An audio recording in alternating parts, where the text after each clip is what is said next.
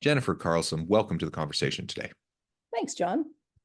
It is a pleasure to be with you. You're joining us from the Seattle area. I'm south of Salt Lake City in Utah. And today we're going to be talking about the need for technology apprenticeship programs. There's so many different ways to think about the challenging skills gaps in the labor economy right now. And this is a really kind of interesting and unique way of thinking about how to address those skills gaps, technology apprenticeship programs. We have apprenticeship programs in other fields. And so this could be a really great opportunity if we can learn how to leverage it better. As we get started, I wanted to share Jennifer's bio with everybody. Jennifer Carlson serves as co-founder and executive director of Apprenti. Apprenti is a nonprofit organization that creates alternative pathways to access tech talent and help organizations address digital skills shortages while providing economic mobility to underrepresented groups by identifying, training, and placing diverse talent in tech careers. Additionally, she serves on Tech Councils of North America, Workforce Board, and as adjunct professor in graduate studies at Seattle University. Again, a pleasure to have you. Anything else you would like to highlight by way of your background or personal context before we dive on in?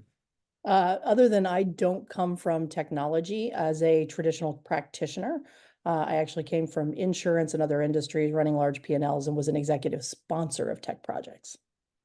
Very good. Very good.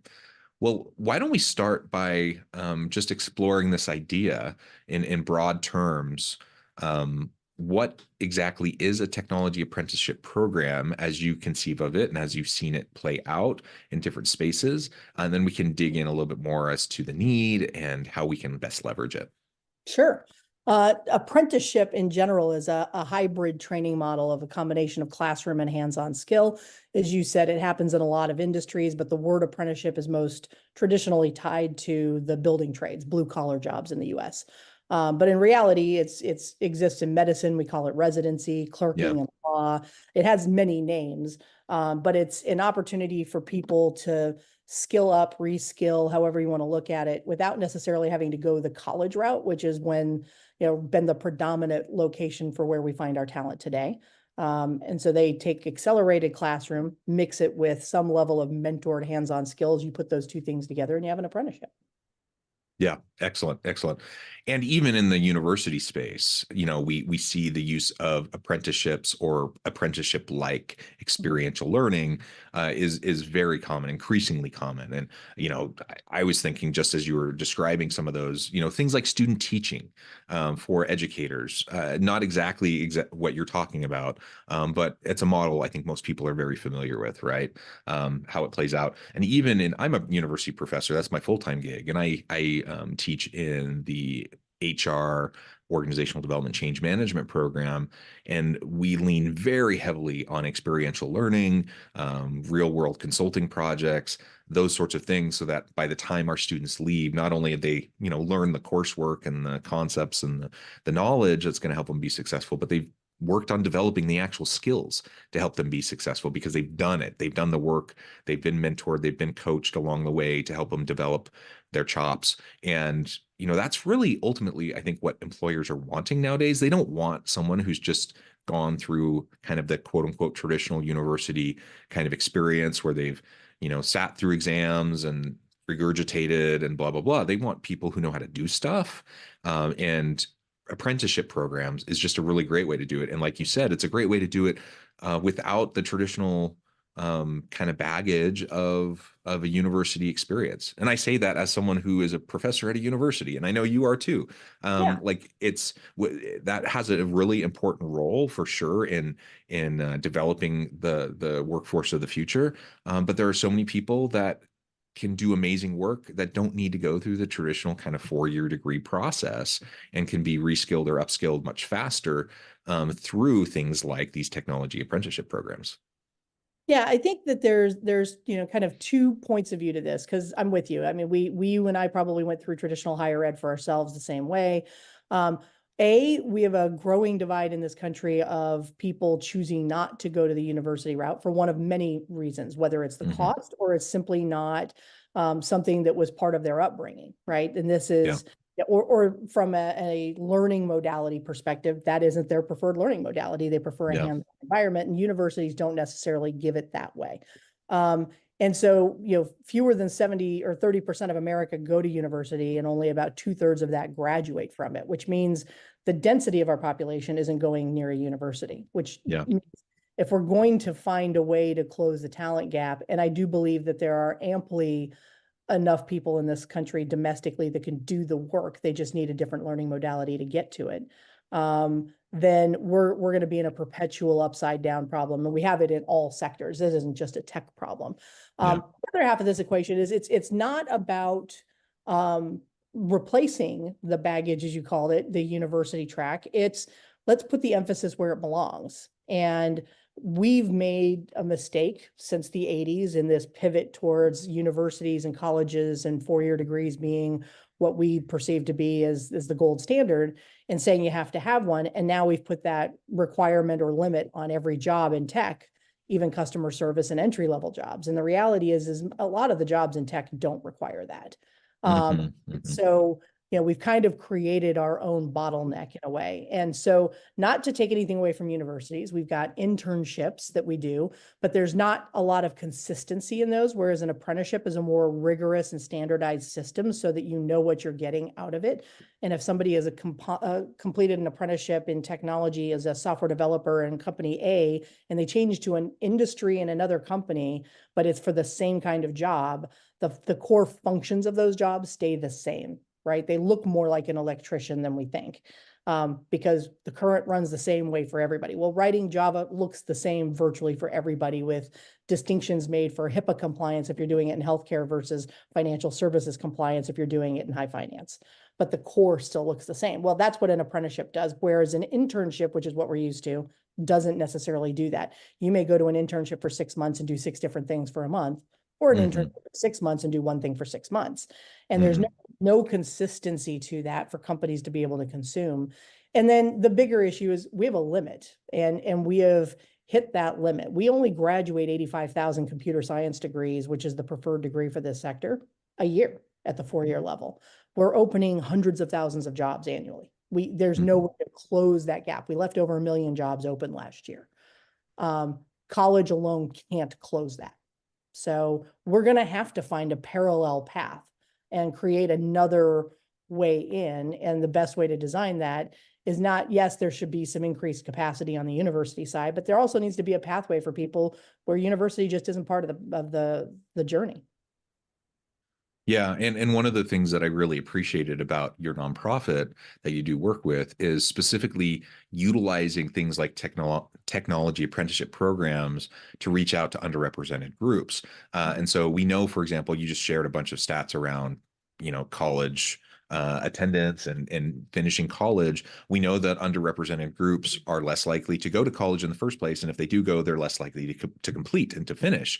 And so in some cases, it's even worse for them to go to college, because if they go to college and they incur all this debt and then they walk away a couple years later, there's all the opportunity costs of all the time invested plus all the debt, and they're no closer to having any credential to help them be successful in the workforce.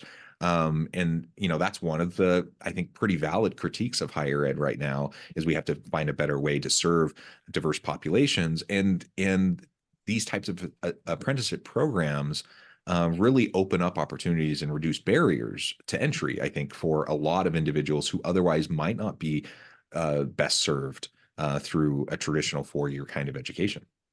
Agreed. And the good thing about this, and we designed it this way from the get-go, there's no cost to the people coming through the program. So the education and the training cost is right now being borne, frankly, by state and federal government with the employer. And so they're getting through the classroom training to get the fundamentals for the specific job that they're going to go into as an apprentice. And they're getting that training at a level that the employer needs. So we're able to modify the curriculum to meet industry requirements, as opposed to the way curriculum has been historically done, which is, due to accreditation, it has to hit a certain bar, but also doesn't change and evolve very often. And so this allows us to find best of breed in the moment and find the training provider that can deliver what the employers need at today's standard quickly, but also at a depth of knowledge that, frankly, more often than not, they're coming into the job farther ahead on the curve than fresh out of college grads. What's missing is that the college grads get the fundamentals of theory that they don't get in an accelerated classroom environment on the apprenticeship side. So the two sides are almost complementary. Yeah. Less hands-on on the university, but theory is there, and more hands-on without the theory on the apprenticeship side. And we even ask employers if they have the means or if they're enterprise level to match the two together when they come in, so that they can be mentoring each other and not just rely on the mentor who's full-time in the job to help them. Yeah. Yeah. I love that. And to not, lest we come across as like really being negative towards higher education, of course, I want to dispel that. I'm a big believer. I'm a full-time university professor. I have been, and on the tenure track, and a full professor now for 15 years.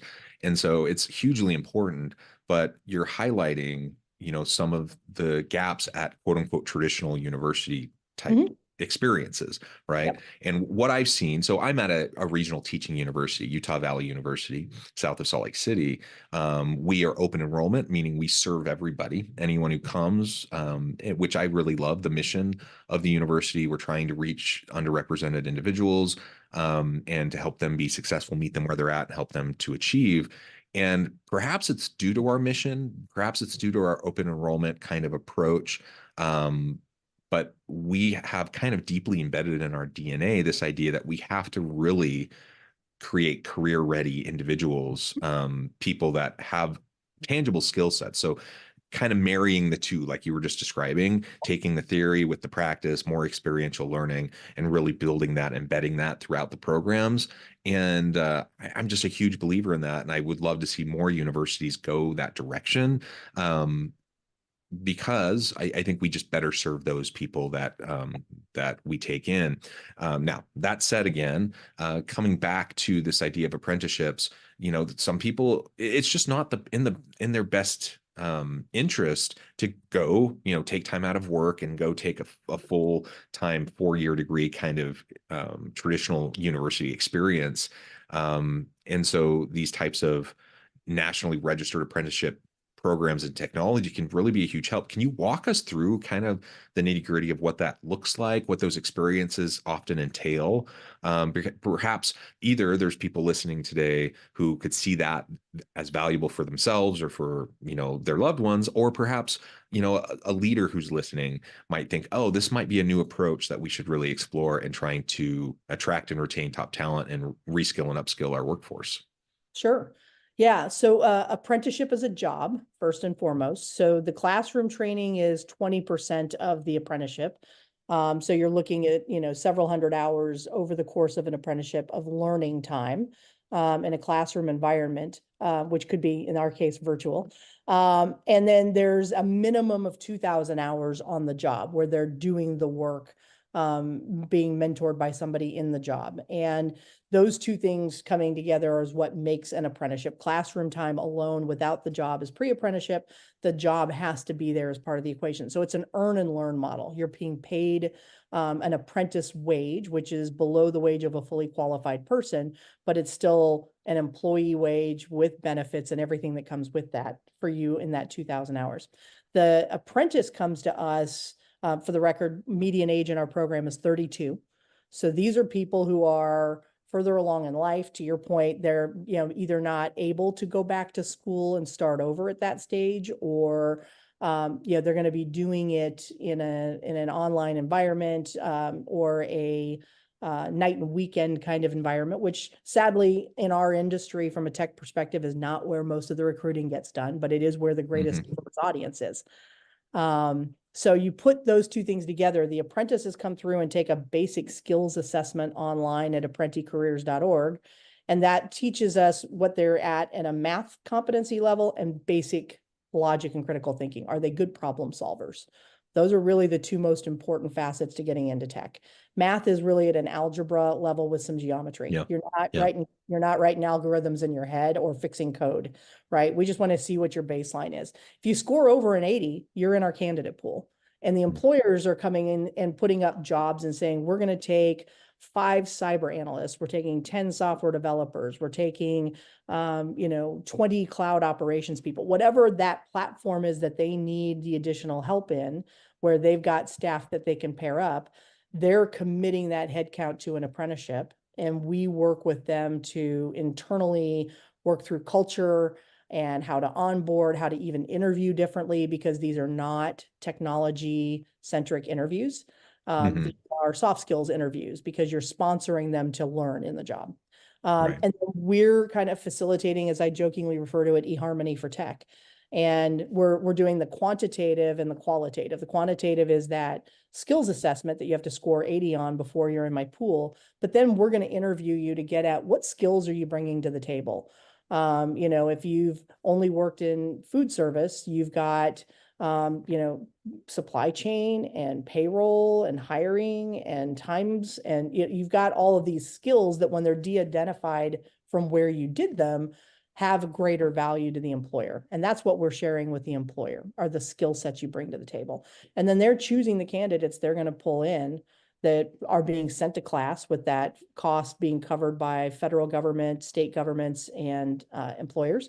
And then they have a start date, and they're going to go to that job. They're going to know who that employer is before they get going. They've got a job offer.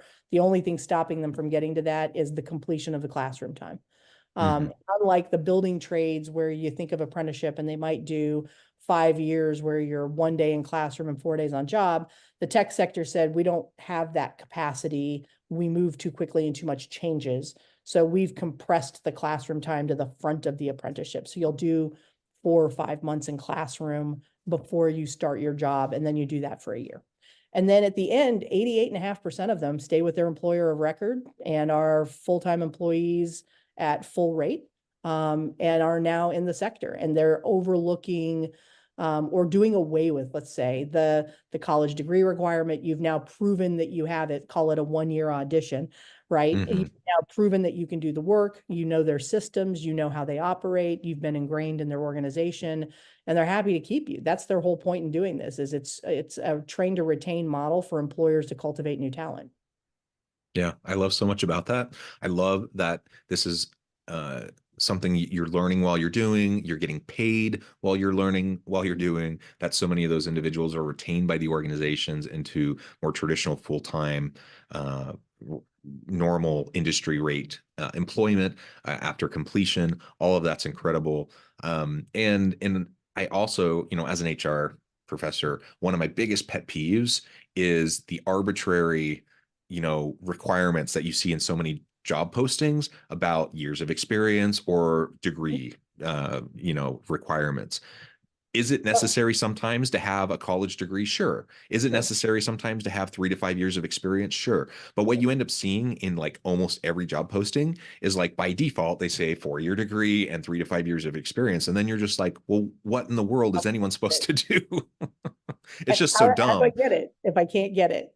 Yeah, it's just so dumb. And so you're artificially reducing your candidate pool by having those types of requirements. So I'm really happy to see that many organizations are really challenging the status quo on that, and pulling back and recognizing, oh, does it actually matter? If it does, great, keep it. But if it doesn't, then let's pull it back, and that will allow us to hire a much more diverse workforce, and meet the skills gaps that we have. Because like you said, you know, we have this huge skills gap. We're not graduating enough people from a traditional university degree program to fill all these jobs.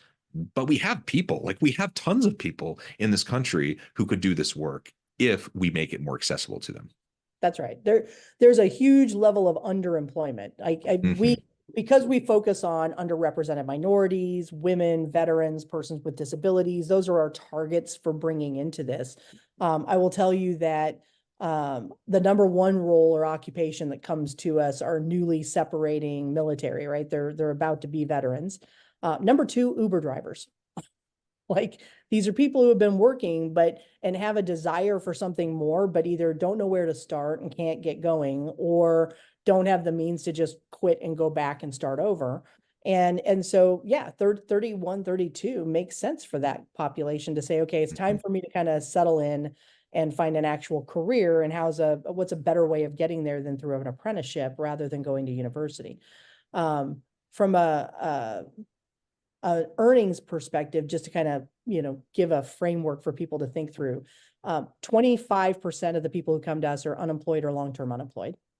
And then of the 75% that have an employment record or are employed coming to us, they're earning just under $40,000 a year. And a lot of them are working two jobs to do that. Mhm. So underemployed. And then in the apprenticeship, the national average, and obviously Midwestern market will be lower and coastal will be higher. You're looking at in the 60s in their apprenticeship, plus benefits and everything that comes with that. And the retained wage nationally is in the mid 80s.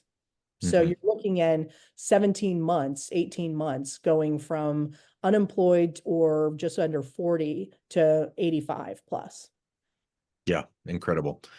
So what would you say to employers who are looking at upgrading their employment by joining the tech space in this Yeah. way using technology apprenticeship programs? A couple of things. We've learned along the way that you can have all the executive sponsors in the world. But at the end of the day, if it doesn't transcend the entire organization, it doesn't work. Mm. And so that where we love to come in and have a conversation with senior leadership about how to become a training organization for yourselves. The first thing I'm going to ask is, what are you doing to address this in your culture and change it throughout your organization? Because if your recruiters, since you're an HR professional, are still only going out looking for the college degree, 3 to 5 years experience, like it isn't transcending, you're not changing your behavior. And so that has to change at every level. And that's the first conversation we're having with companies. If you're ready or if you're already making a commitment to make those changes, then apprenticeship is a natural next step. Then we can help you operationalize that very quickly. But if you want to have a culture conversation, we will also have that with you first so that you can start the preparation work. Yeah, yeah. Awesome. Jennifer, this has just been a fascinating conversation. Hopefully, it's mind opening for a lot of people who haven't necessarily considered this kind of a model towards reskilling and upskilling and attracting and retaining great talent. We've been exploring specifically in the tech space, but I think the principles here apply to a lot of different sectors and a lot of different job types. And so I think it's really important for us to think creatively and outside the box about how we can meet the skills gaps and demands, of the workforce of today and tomorrow. As we finish up for today, I just wanted to give you a chance to share with the audience how they can connect with you, find out more about your work, your team, and then give us the final word on the topic for today. Sure. So feel free to email me, jcarlson@apprenticareers.org. You are welcome to find me on LinkedIn and ping me there as well and look for me under Apprenti. Or visit our website, apprenticeships.org, and send me an in-mail through the website if you're interested in learning more. I would say on two sides of the coin here, for the prospective candidates, I would say don't sell yourself short. Just because you think tech is hard doesn't mean that all jobs look the same any more than what companies have had to figure out, which is not all jobs are made the same. And so, yes, there are some jobs that require a higher level degree or a PhD in math if you're going to be a data scientist, but not all jobs require that. And so employers look critically at the jobs that have to have a college degree and start looking at classifying those jobs that don't and making them apprenticeship ready. And then on the candidate side, don't sell yourself short. Apply for apprenticeships and go online and watch videos and learn about what a day in the life looks like for each of the roles that you'll see on our site, so that you can understand what kinds of skill sets are being looked for. Because if you're a good problem solver, you might find yourself to be an excellent tech practitioner. Yeah, love it. Wonderful. Thank you so much. It's been a pleasure. I encourage the audience to reach out, get connected, find out more about what Jennifer and her team can do for you. Let's think creatively about tech jobs and tech apprenticeships. And as always, I hope everyone can stay healthy and safe, that you can find meaning and purpose at work each and every day.